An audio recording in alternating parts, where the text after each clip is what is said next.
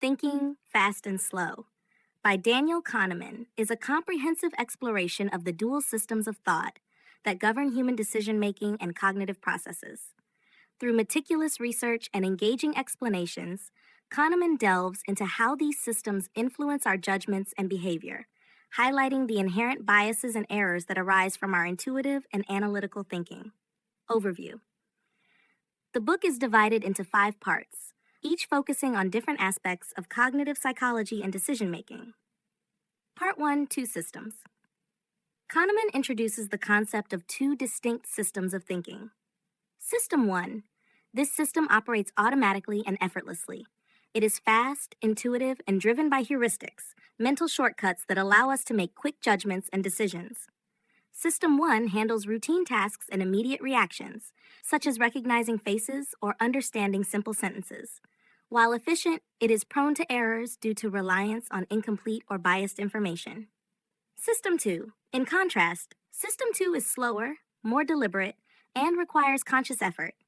It is responsible for complex reasoning, problem solving, and decision making that demand focused attention and cognitive resources. System 2 is engaged in tasks such as solving mathematical problems or planning long-term projects. Although more accurate, it is influenced by the biases of System 1 and can be inefficient and taxing. Part 2, Heuristics and Biases. Kahneman explores various cognitive heuristics and biases arising from System 1 thinking. Anchoring.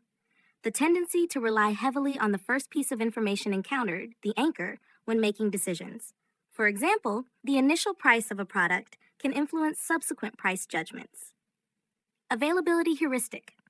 Assessing the likelihood of events based on how easily examples come to mind. For instance, recent news coverage of disasters might lead to an overestimation of their frequency. Representativeness heuristic. Judging the probability of an event based on how closely it resembles a prototype or stereotype.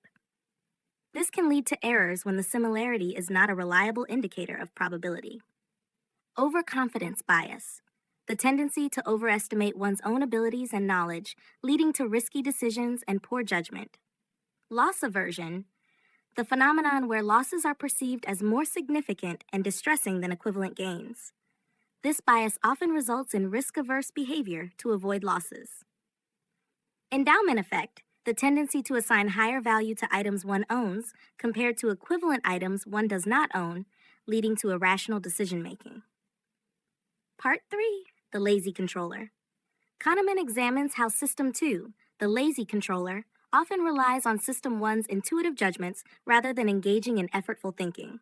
This reliance can lead to errors in reasoning and decision-making, as System 2 is prone to biases and shortcuts from System 1. Part 4, Choices. Kahneman discusses how biases and heuristics affect our choices and judgments. Prospect theory.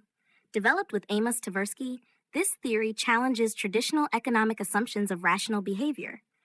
It describes how people value gains and losses differently, with losses having a greater emotional impact than gains of the same magnitude.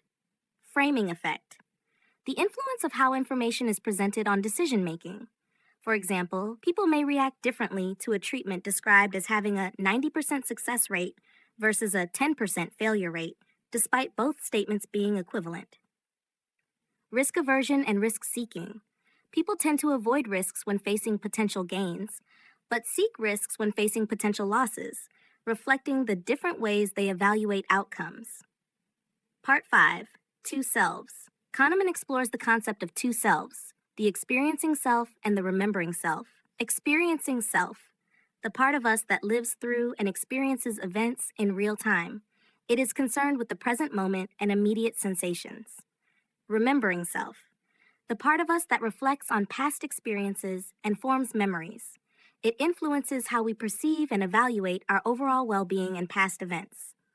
Kahneman highlights the discrepancies between these two selves, showing how our memories of experiences can be skewed by the peak-end rule, the tendency to judge experiences based on their most intense moments and final moments, and how this affects our decision-making and happiness.